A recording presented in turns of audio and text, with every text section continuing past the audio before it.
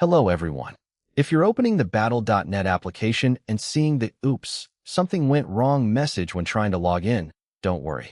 In this video, I'll walk you through several simple methods that can help fix the problem. There are several possible causes for this error, including issues with the Battle.net installation, corrupted cache files, or network and DNS problems.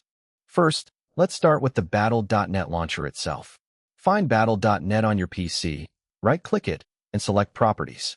Go to the Compatibility tab, enable Run this program as an administrator, and click Apply. Now launch Battle.net again and check if the login issue has been resolved.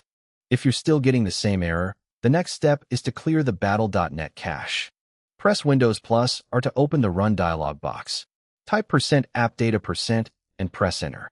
Look for the Battle.net folder and delete it. Next, open the Run dialog again and type %localappdata%, then press Enter. Open the Battle.net folder and remove the cache-related files or folders. Once you've done that, restart Battle.net and try logging in again.